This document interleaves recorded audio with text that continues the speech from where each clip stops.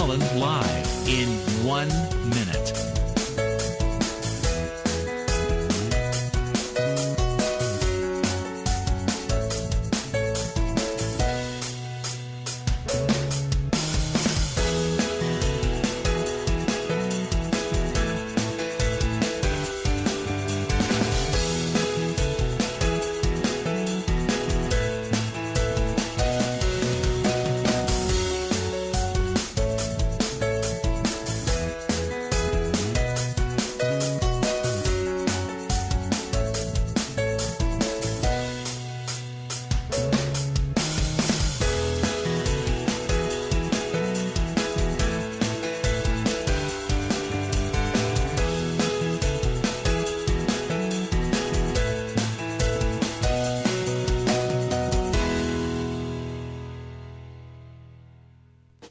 Welcome to Lynn Cullen Live at pghcitypaper.com. Email your questions and comments to Lynn at pghcitypaper.com. Well, hello there, and happy 2014. I was just going to say something optimistic about the new year, and then I bit my tongue. I thought, what possible reason would you have to say something like, I feel like this is going to be a better year?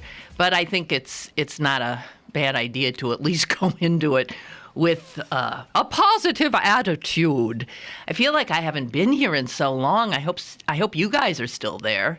Hello! I hope you're there. I felt like, actually, you know, if Jess hadn't, I texted you Happy New Year on New Year's. Right. And Jess texted back, Happy New Year, see you Thursday. And I thought, Thursday, what? I was going to come in on Monday. That's how out of it I've been. I've just been on vacation. If you hadn't said that, believe me, I wouldn't be here. I was too embarrassed to tell you that. Oh, my God, I forgot what day I'm even coming back. So here I am, simply because Jess, as usual, kept me in line, I guess. So, the new year dawns. It's gray and threatening and cold. I decided that tomorrow, with the temperature supposed to be really, really, really, really low, I thought to myself, well, don't take the bus. You don't have to stand you can drive to work.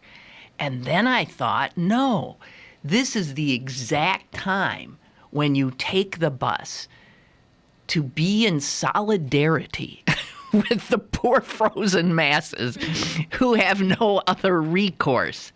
So I'm taking the bus tomorrow. I'm going to bundle up because some people, they have no choice. In freezing, in rain, they have to do it. So I'm going to do it. That's one of I vowed to be a better person. The problem is absolutely everything I do in life is unhealthy. CNN had a report today. It said 10 reasons why you shouldn't drink diet drinks. And here I am drinking this. And I'm thinking, so this is something I started doing in hopes of being healthier, you know, thinner and stuff. And now I find that it is probably and don't start emailing me with all the, I know the reasons. But everything I gravitate to is either a vice or something you're not supposed to do. And I realize that when doctors say things to me like, and you really shouldn't eat after 7 or 8 p.m., and you should only eat small meals throughout the day, and you should, eat 5 small meals or 6 small meals instead of 3 big ones or 2 big ones, which is pretty much what I do. And everything they tell me, I sit there and nod, and I don't do it. Do you follow when doctors say something to you? When they say, you really shouldn't eat blah, blah, blah, blah, blah, blah. Do you then actually stop eating those things? I know there are people who really do, because I hear them say things like, oh no, my doctor says I'm not supposed to eat tomato-based things. I know I'm not supposed to. Does it stop me? No. So one of my resolutions was to make a passing effort to try to follow what my doctors are telling me I need to do. But I think I'm hopeless. I really do. I'm like that person who's like dying of emphysema and maybe is hooked up and is. I've seen it. People smoking through the holes in their they've lost their larynx and they can't talk except through a hole in their throat, and that I've seen pictures of people sticking cigarettes in the hole and somehow inhaling. God! I don't think I'm that bad, but I think I'm close.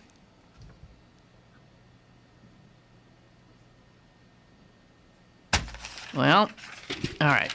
So here's a question I have. It shows that I must. What do you think an error? No, I don't want to say that. Here is. I just gave it away. I do the New York Times crossword puzzle. It's one of my addictions. One of many. And this is one that's not bad for me. And yesterday's puzzle, 47 across. Here's the clue. Theresa Heinz or Christina Onassis. Now, I looked at that and I thought, what? What? I mean, both rich women, but there's no word. It didn't fit rich women. Anyway, I could sort of see that what the answer was, but I didn't agree with it. You know what the answer was? What do those two have in common? Christina Onassis, she must be older now, but the, sort of sad, doe-eyed, miserable daughter of Aristotle Onassis, who inherited all his wealth. And Theresa Heinz, John Kerry's wife, and John Heinz's widow.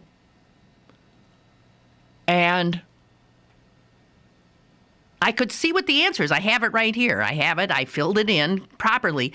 But it showed me that I had I guess I have an incorrect understanding, and I do quite clearly, of what that word means. The answer is, what Theresa Heinz and Christina Onassis have in common is that they are both heiresses.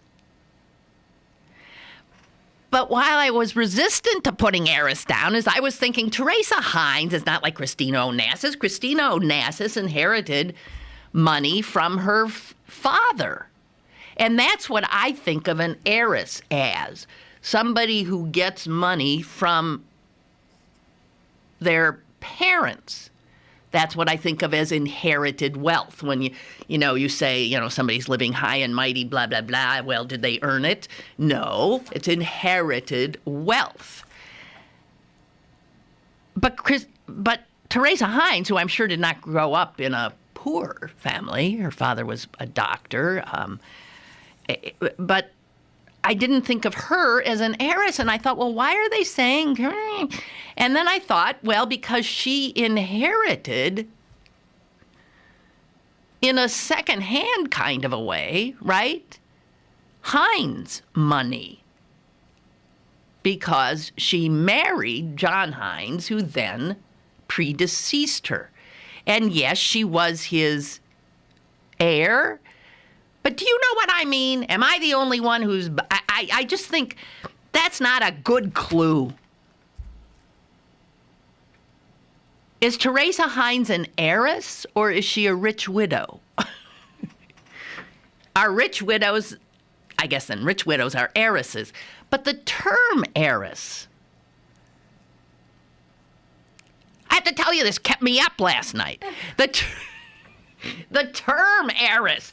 I so reluctantly filled this in, and I was even going to write Will Shorts, who edits these, and saying, I just don't quite agree with that. You could have come up with somebody better than Theresa Heinz to suggest inherited wealth, because I think of inherited wealth as coming to a child of, not a spouse of. And yet, I acknowledge that she did inherit the money. So anyway, it's heiress. Annoyed me nonetheless. So, Americans today are more stoned than they used. You know what I was thinking, actually? Millions of Americans now have health insurance that didn't have it before. And probably tens of thousands of Americans, or thousands, are stoned in a manner they've never been before, which is legally. Those would be people in Colorado. And much is riding, I've been told, on this rollout of legalized marijuana, because like the Affordable Care Act, the state of Colorado has had to create something new. Something, okay, we've never done this before. Here's how we're going to do it. Here are the rules. They've tried to look ahead and foresee problems. They're obviously concerned that there will be problems because, and the marijuana legalization movement is holding its breath, because if there are problems, it will set back similar efforts to legalize marijuana for recreational use in other states. However, if it goes off swimmingly, then it is expected that the rate of legalization of marijuana will pick up. And you might see the kind of increasingly rapid domino effect of state after state after state, as we have witnessed with gay marriage. You can see why the Republicans are flipped out. You can see why they've gone over the edge. They see an America where the social, clearly, the social direction is running counter to everything they believe. It's getting looser and freer and with fewer restraints. So you can see, they look at a world and, my God, there's two guys getting married in the Rose Bowl parade. What the hell was that about? I'm serious about that. What was that about? Has there ever been a marriage on a... I understand, but it does seem an odd place to get married. Anyway, so they're getting married in the Rose Bowl parade now, and they're lining up, around the block again and again and again to get stoned legally in Denver. This is a world that Republicans must just recoil from. Not recoil. That would suggest revulsion. Their reaction is fear. And I understand that. I do. I feel sorry for a Republican today who's cowering somewhere in his or her skin, looking at the news and wondering what the hell is going on. Now, there was a quote regarding the legalization of pot in the New York Times, or maybe it was the PG article, which might be a reprint from the New York Times, since it seems like the two papers are... PG does a lot of reprinting from the Times. And it's a quote from a guy at CMU. He is a drug policy expert, under professor there, Jonathan Colpins. And he was referring to how everyone's watching, what the future will bring in regard to this legalization of marijuana in Colorado. And he said this, quote, "Nobody on earth has ever done this before." And I don't think that's true. Now, he's the drug policy expert. He's a PhD at CMU. Who am I to argue? I'm arguing with Will Shortz at the New York Times. I'm arguing with this guy. What do you mean nobody on earth has ever done this before? Didn't the Paraguayans legalize pot all over the country and have a system in place, and it started up, and they got there just a day maybe ahead of... I just don't understand what he's talking about. And then I thought, Amsterdam? But maybe Amsterdam... No, Amsterdam, where pot was legal, the purchase of certain quantities. So why would somebody who's a drug policy expert say nobody on earth... I can see where he'd say nobody in the United States, but why would he say nobody on earth has ever done this before? And what I'm thinking is maybe he wasn't happy with this quote as it appeared, because maybe he was responding to something a little more particular, and he would agree that his statement does not look right. But I'll be the judge of that. I don't think it is. Anyway, what they say is if this does go well, here are the next states that are supposed to, where there are efforts that are making their way legislatively and are sort of up to be perhaps the next. Now, obviously, Washington State has also legalized marijuana, but they are not ready to institute sales. They haven't gotten their system together. Coming up next, Alaska, and then Oregon, and then they're saying these are the states where it could happen, start to fall. Arizona, California. Are you noticing that all this is in the West? Are there any states near here? Massachusetts, Montana, and Nevada. Now we're back out west. So there's only one state east of the Mississippi that's on that list. And this is a list that is compiled pretty much by the people who are fighting the fight to legalize. Supporters also are hoping that this next tier of states, which I will share with you, will come up after the ones I have already mentioned. And they include some eastern states: Delaware, Maryland, New Hampshire, Rhode Island, Vermont, and Hawaii.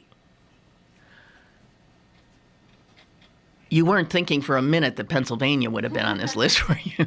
I mean, we still don't approve of the retail sale of alcohol in this state.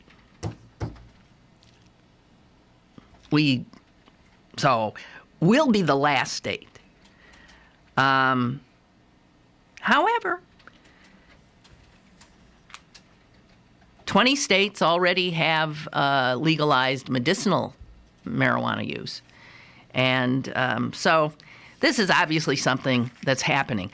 I'll tell you, if you see, I didn't watch, one of my ways of having a vacation is I do not watch any news. I do not listen to any news.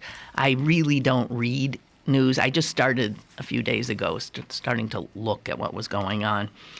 And it's a wonderful way to get away, really, to remove yourself from knowledge of reality.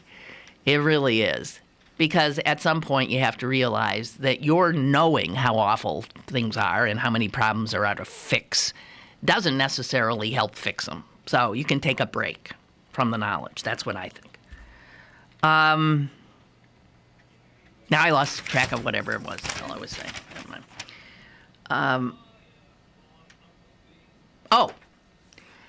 I would think, here's what's going to make this something that's going to go. I'm willing to bet you that since the state of Colorado is heavily taxing these sales, and you see these eager consumers stepping up, the state of Colorado is going to start raking in a lot of tax revenue as a result of this. And if we are a nation that so worships the marketplace and commerce, if we are a people whose hearts beat faster at the sight of lines of people with money in their pocket wanting to turn that money over to a shop owner, or, as will clearly happen, a corporate entity, because the big boys are going to move in on this fast, and undercut all these mom-and-pop operations that opened their doors yesterday. The same guys that were big tobacco will become big pot. And I was actually surprised at the cost. Jess, have you seen what this costs legally? No. I'm not going to pretend to know if this is a lot, but it seemed a lot. Quarter ounce cost roughly $130. What? That's what I thought. That is really high, right? That's a lot. That is more than the illegal market charges. Oh, yeah. Now, that's interesting to me. That's more than the illegal market charges. So, in order for this to work, those prices have to come way, way down. Unless, and in fact, this report is just saying that some guy who bought it, said to the reporter, yeah, I got a quarter ounce, cost roughly $130. And maybe they bought a very expensive brand. I mean, there's a million different types. But if a quarter ounce is going for $130, I think the illegal market will still be alive and well. That's my guess. So I'm a little confused by that pricing, and I really, really, really, really am. Also, for those of you planning a trip to Colorado, let it be known that if you are not a resident, you cannot buy more than a quarter of an ounce. Now, I don't know if it's a day or at each store with each purchase. I mean, I can see if there were, 10 stores, you could go around and get a quarter of an ounce at each one, or if there's some kind of a computerized system that takes your information. I'm not sure how that works. But it's going to be fascinating, I think, to watch how this plays out and how the establishment corporate interests grab it. At what point they move in and take it and shove all these guys who've worked for decades to legalize marijuana. And just knock them right out. It would not be difficult to undercut a price of $130 an ounce, I am quite sure. That just seems outrageously high. So, those are my thoughts on the legalization of marijuana and on 2014. I suppose I have more as well. By the way, Tom Sokolowski, who is normally here on Thursday, is not here. I noticed it too. Very empty space right here. He'll be back next week. Chris Potter will be here tomorrow, I believe. And then we'll just slowly get back into our old routine. I don't think anyone's out there. I think they all thought we were starting up on Monday, too, so maybe I should just leave. No, I don't. I'm not kidding. You are. I'm not. Do we want to take a break? Sure. Why not? We shall do that. Be back in a minute. Email your questions and comments to Lynn at pghcitypaper.com or call Lynn at 412-316-3381. Lynn Cullen Live will return in a moment. Download the brand new CP Haps app and find out what's going on in Pittsburgh. It's the fun and free app that puts the most popular events at your fingertips. Text events to 77948 to download now and register to win tickets to the Jay-Z Magna Carta World Tour coming to the Consol Energy Center January 21st. The CP Haps app brought to you by Pittsburgh City Paper. While cutting molding with a 12-inch dual compound miter saw, while holding a newborn baby in your arms, when face-to-face with a congregation of alligators, with the ball in your hands and the entire freaking season on the line. There are a million places you'd never consider texting. So why would you do it while driving? NASCAR driver Casey Kane here, asking you to please stop the text. And together, we can stop the wrecks. Brought to you by the Ad Council and the National Highway Traffic Safety Administration. Get the message at stoptextstopwrecks.org. You're listening to Lynn Cullen Live at pghcitypaper.com. Once again, here's Lynn Cullen. Okay, Jess and I are still confused about that $140 or whatever I said for $130 for a quarter ounce. Since, the black market, the illegal market, sells it for $35. Mm-hmm. Why would somebody pay 4 times as much to be legal?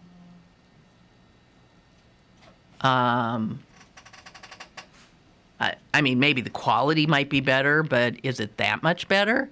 I doubt it. So how will this legalization work if the prices are so high? Well, that remains to be seen, and I suppose that's part of why corporate America is hanging back to let the little guys the little entrepreneurs take it on the chin, risk everything, put it out there, and then see what happens, and then they'll move in and gobble everything up.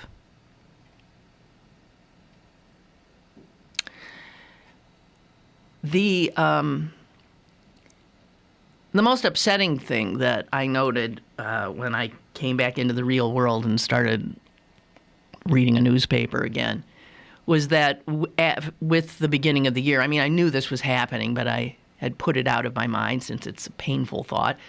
With the beginning of the new year, people who have been unemployed and whose only income has been their unemployment insurance,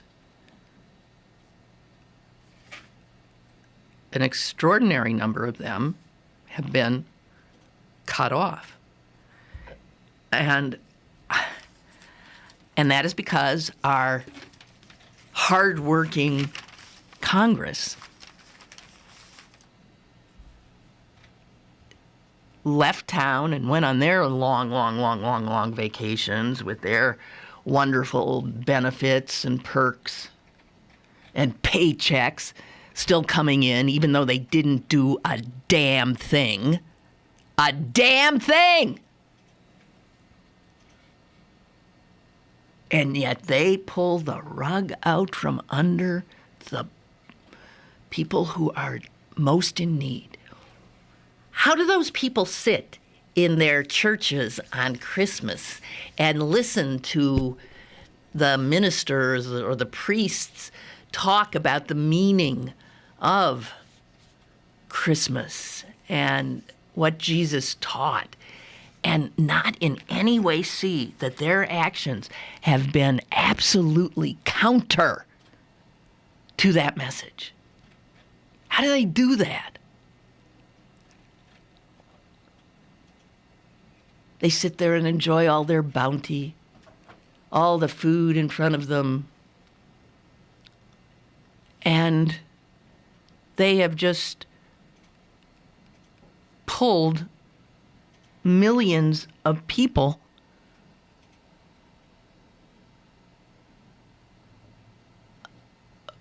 into I don't know how do people make it when they have no income? What do they do?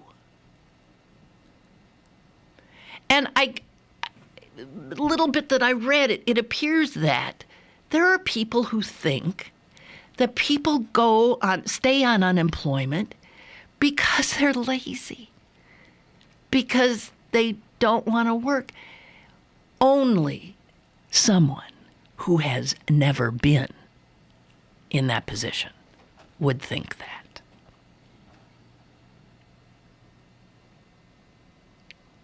This demonization of the poor. You know, we talked a lot in the last year of the Republicans' war on women. I think a much bigger, a more important war that they have declared that must be fought and resisted is their war on the poor, their war on the struggling, their war on the people who are not making it in this wonderful country. The most recent report on America's labor market showed that there were 3 job seekers for every available job.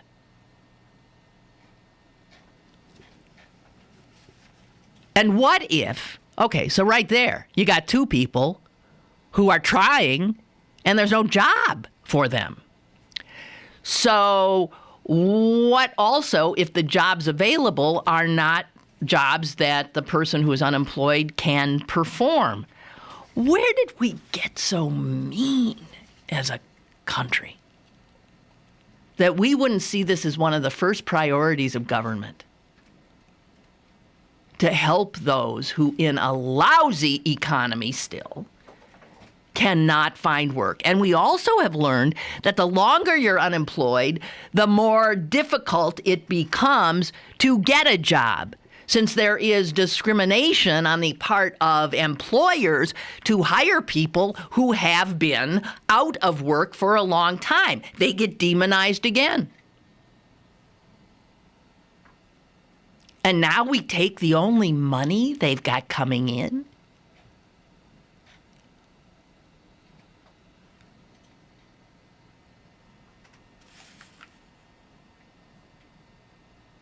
Before the recession, there were 1.5 job seekers for every job. Now there are 3 for every job. And yet we do not help the chronically unemployed. Chronically, 6 months unemployed.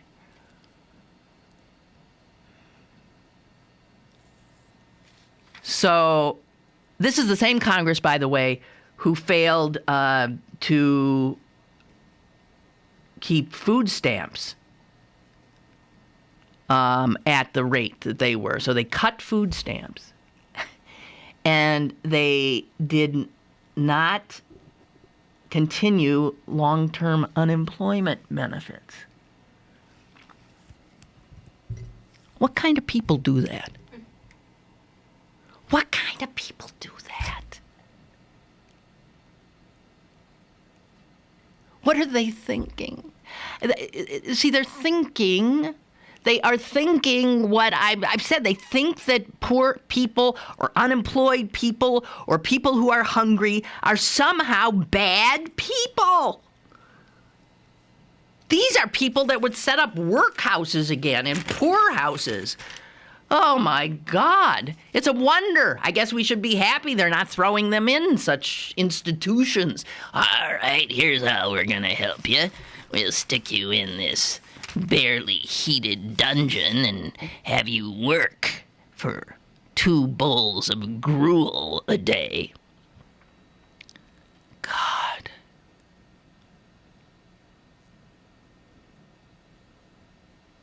do you think, after watching all those Christmas movies, do you think when some of these conservative, nasty Republican types watch something like Dickens' A Christmas Carol, do they understand that they are like Scrooge?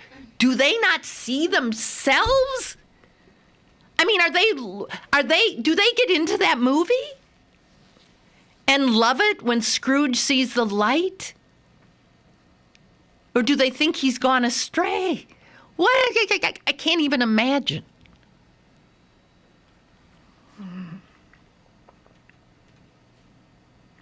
So millions of Americans have health insurance today, and some of them are even stoned legally. That's America 2014. Oh, you're emailing me that you are out there. Hi! Happy New Year. Good to know. I really felt like I maybe was talking to absolutely nobody. So thank you. We're here and listening. Happy 2014, Lynn and Jess. And here's another. PJ, we're here, or at least I am, waiting on your every word. That's the first sarcastic remark of the year. Although I was betting that when I went online this morning, you would have decided to set out the rest of the week. Well, close to correct.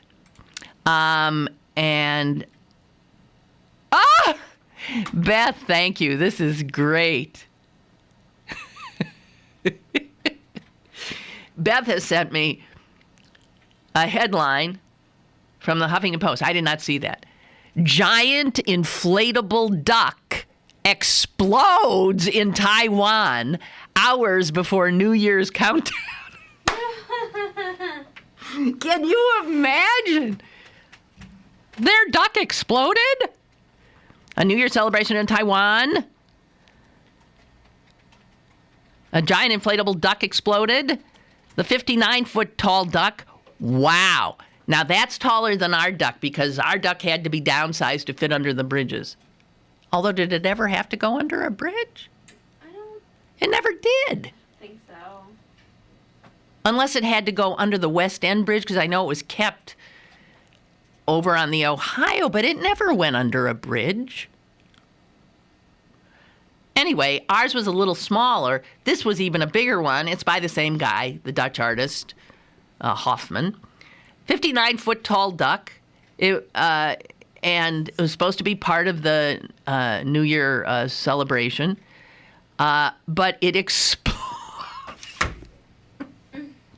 exploded and deflated into a floating yellow in the harbor. Hello, caller. Hello, Lynn, and Happy New Year to you all. Happy New Year to you. They believe that there was foul play involved with the duck there in Taiwan. They do? Here's something else, though. They said the rubber... Wait! Oh, I get it. I didn't even get it! I'm sorry! Well, listen. We are listening to you today. Bless you. We're just absorbing all of the new and current information. But I do want to add something to your statement about the CMU person, professor, and his statement about the first time on Earth. First time. Yeah, I believe now. I'm with certainty that in the Netherlands, in Amsterdam, that the use of marijuana has been decriminalized. It's not a part of the actual laws there, making it acceptable. It's just not enforced. It's just decriminalized. So I don't know about that because I was in Amsterdam, and they have these special coffee houses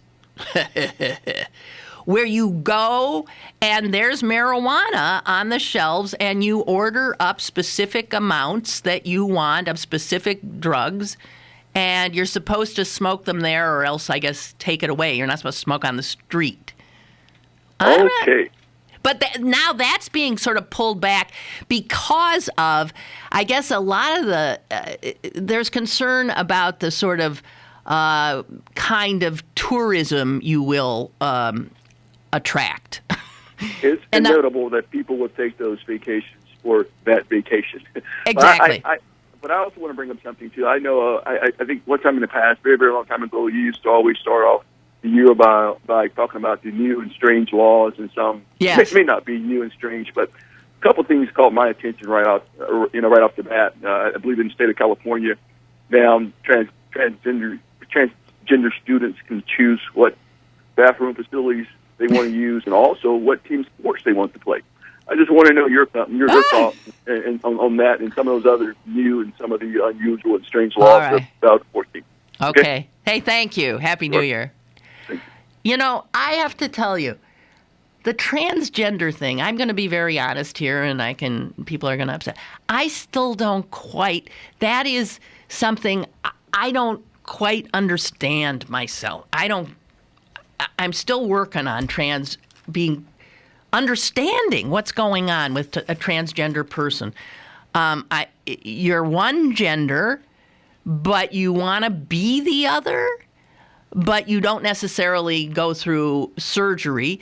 So you could be, in all respects, look like a male, but you present as a female. And so you would want to use probably the women's bathroom, or you would want to be on the women's team. And I can see where that creates all kinds of, I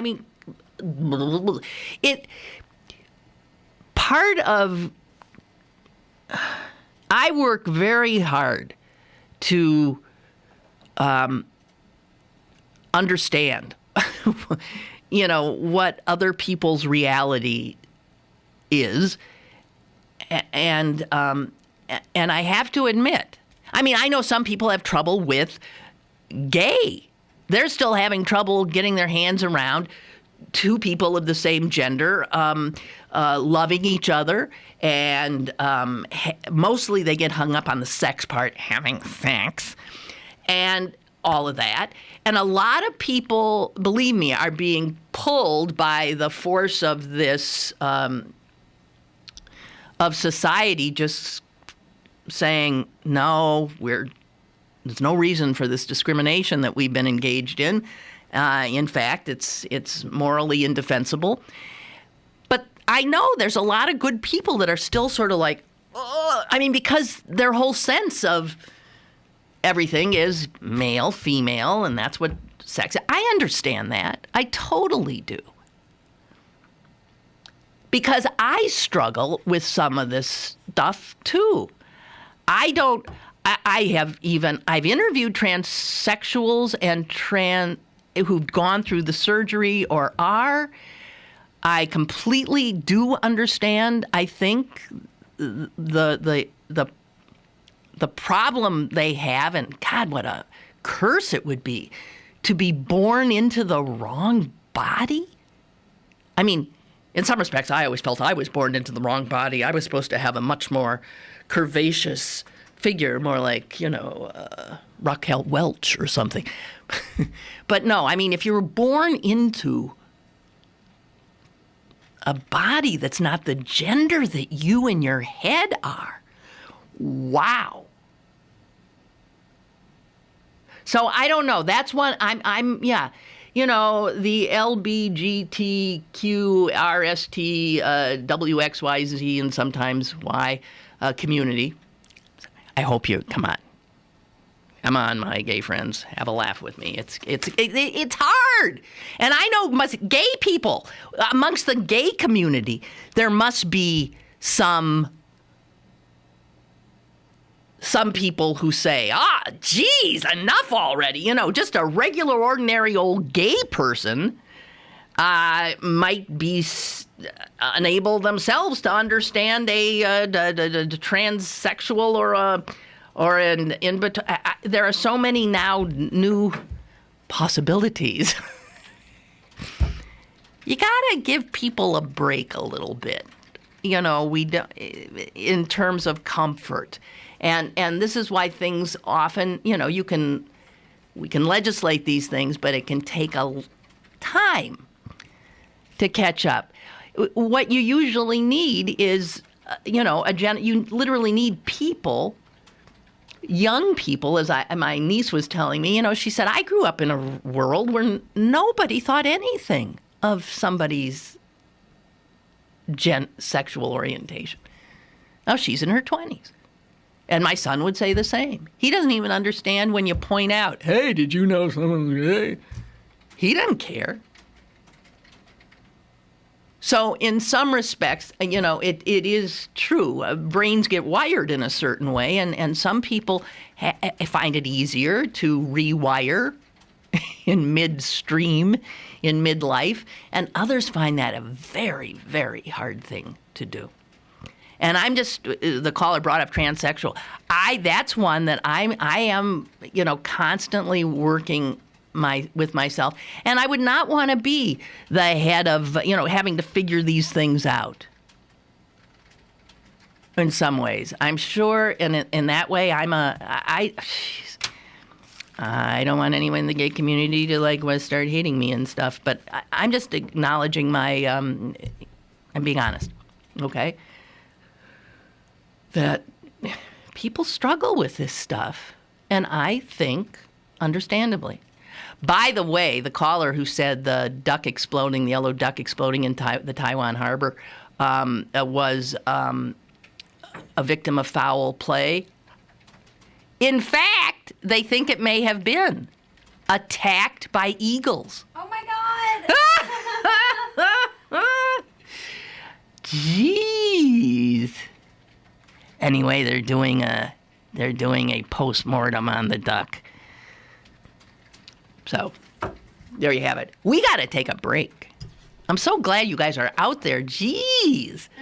I really felt like one of those nutcases who just talking to themselves. So, quick break and we'll be right back. Stick around for more with Lynn Cullen Live after this. For the millions living with COPD, breathing becomes a real struggle. COPD stands for chronic obstructive pulmonary disease, but you may have heard of it as chronic bronchitis or emphysema. Over time, it makes it harder and harder to breathe until you feel like you're breathing through a straw. COPD is the 4th leading cause of death in the U.S. It kills 1 person every 4 minutes, and it took my grandmother. An estimated 24 million Americans are affected, but as many as half of them don't even know it. It's a race against time to spread the word about this serious disease. If you're over 35 and have ever smoked, you could be at risk. The good news is, there are steps you can take to improve your symptoms. I'm Danica Patrick, and I drive for COPD. Take action today to breathe better tomorrow. Join the movement at driveforcopd.com, take our screening questionnaire today, and talk to your doctor.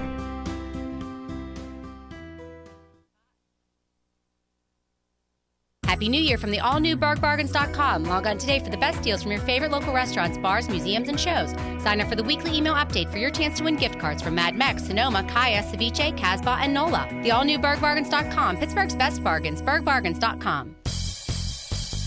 Have a question or an opinion? Call Lynn Cullen at 412-316-3381 or email lynn@pghcitypaper.com. Now, more with Lynn Cullen Live. Huh. Okay, so Ray writes, in Amsterdam, I buy by the gram. Does that rhyme? In Amsterdam, I buy by the gram. You could, yeah. You could do a rhyme. In Amsterdam, I buy... See, but I don't have a sense of what a gram is. What's a gram? How much is that?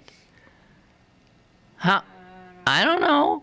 In Amsterdam, I buy by the gram. A good strain will run about $13 US a gram.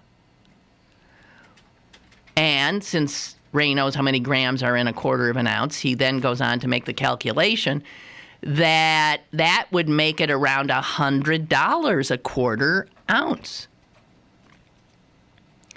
Uh-oh, Jess, he says this. What? Anyone smoking $35 a quarter ounce pot is either smoking ditch weed or smoking in 1978. Well, I get more than that. Oh, I don't know. All right, I think maybe we should take this off air, all of us, and talk about it. I mean, come on. This is what's funny. I mean, so many people smoke. A brilliant character like Ray obviously smokes. Yes, I have said often, I do. There's this idea of the pothead, the stoner, is there are people who are like that, but they would be like that whether they had pot or not. So Ray writes, the Colorado prices are all over the place, and some are quite reasonable. Ray writes, as I get older and the pot salesmen get younger, I get charged more and more. I guess they figure I have limited choices and higher income. I look forward to the more comfortable in-store experience. Yeah, me too. And whoever thought we'd live to see it? I remember back then in the 60s saying to my friends, geez, I hope that by the time I get old, I can be sitting on a porch in a rocking chair sharing a joint with my friends. And you know what? Gonna be able to do it. Might have to move, but... Oh, here's someone writing, I got health insurance Sunday night. Happy New Year. All the best to you and yours. And the same to you. The same to you.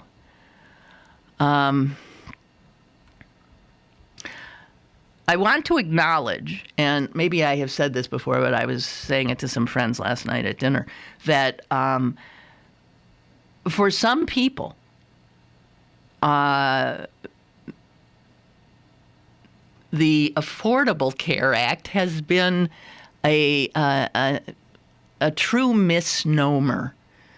I know one couple who have serious health issues, did have insurance, are very savvy about insurance, and I'd say they're in their late 50s, early 50s. I can't tell people's ages anymore.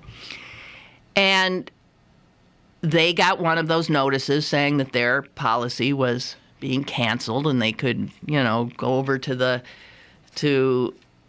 healthcare.gov and find something that would work for them. And they can't find anything that doesn't cost twice as much as they were paying before the Affordable Care Act came in.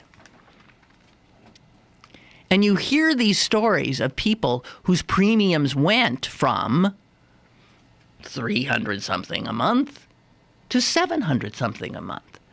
Those are not, Republicans trying to undermine things. These people that I'm talking about are Obama voters, and they're very progressive people, and they were stunned at what happened to them. So there are some people that are paying for this.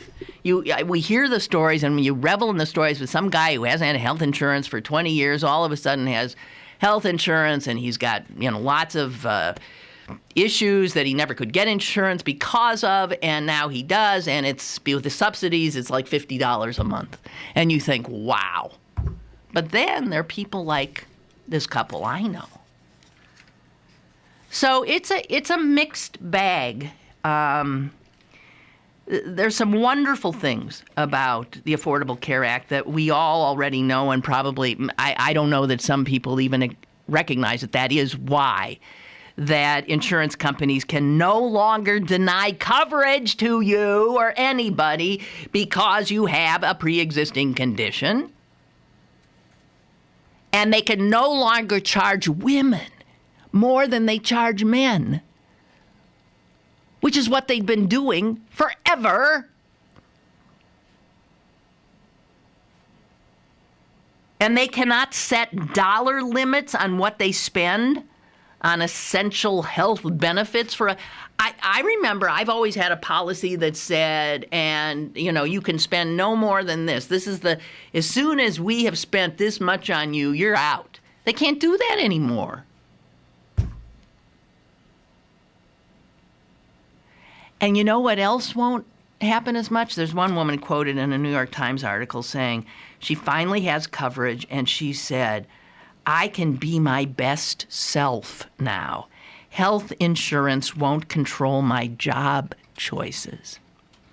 A lot of people have stayed in jobs that they've hated, that they don't like, but they've stayed only for the health insurance. So there's good and there is some bad. Oh, here's Mike from Philly. I think this might be on the pot stuff in Amsterdam since he lived there. No, it's not. What a riot. Mike, thought you were going to clear up the Amsterdam stuff, but I guess maybe we did. Mike writes, I was unemployed for 8 months back in the early aughts, 2000s, when a business I was working for went out of business. It is a humiliating, frustrating, embarrassing, and self-esteem debilitating experience.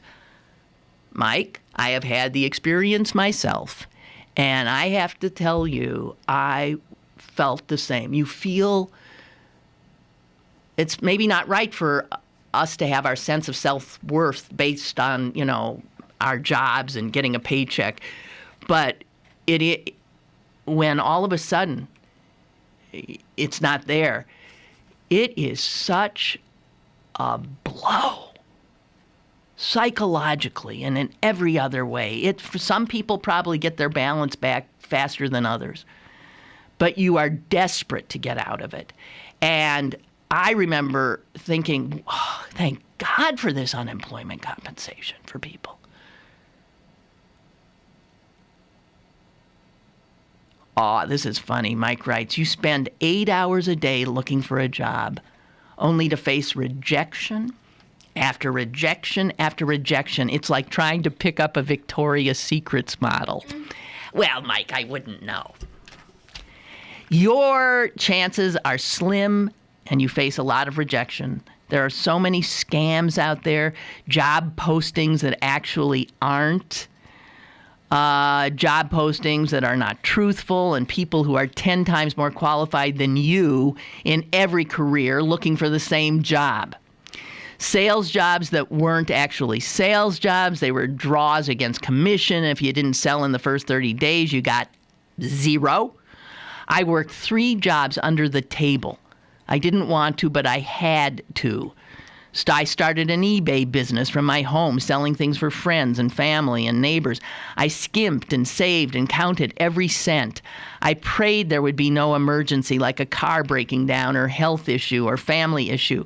I had no savings, massive amounts of debt, and dwindling options every day. I got lucky one day as I fell into a job, and I've been employed since.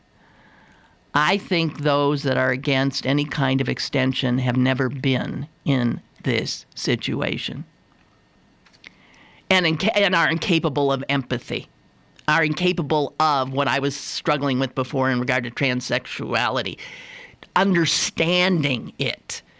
Anyone who realizes the challenges, anyone who has been there realizes the challenges.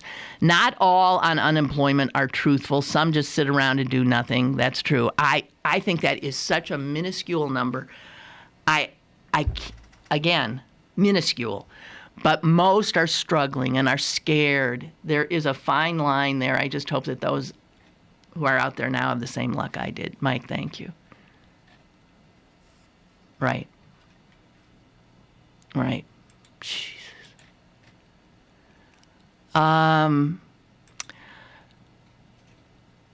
Oh, come on. Joseph, stop. No more puns. Mm-hmm.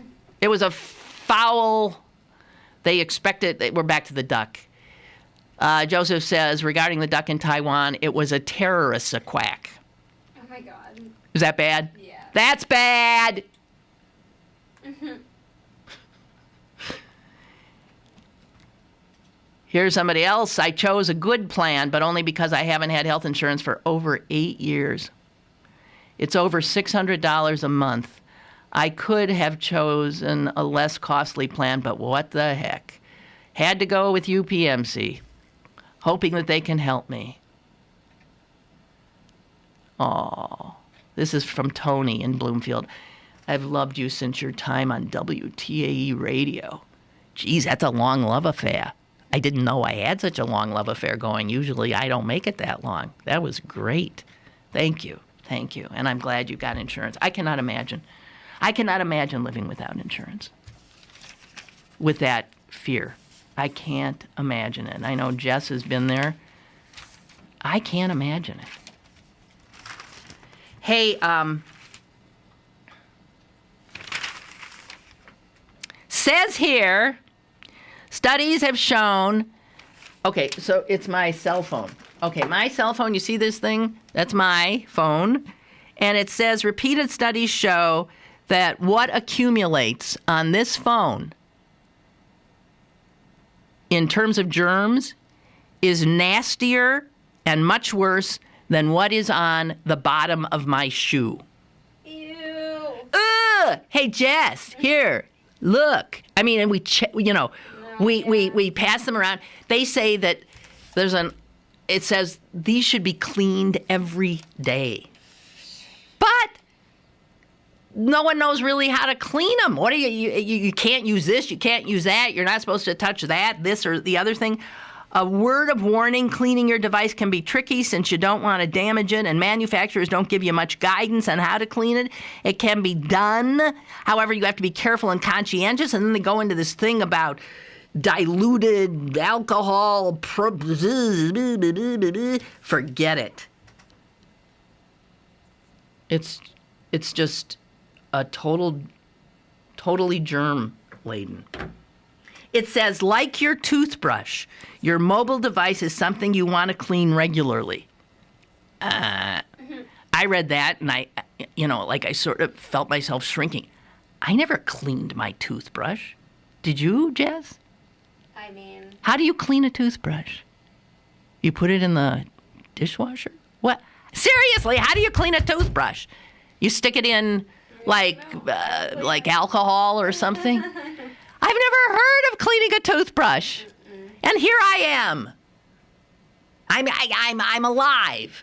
I'm alive and well, and maybe I have a better immune system for having never cleaned my toothbrush or my cell phone or my computer. Oh my God, we're done. Done. You needn't sound so definite and happy about it. Oh, you have to pee? Yeah. Oh, okay, we're done. Goodbye. Potter tomorrow.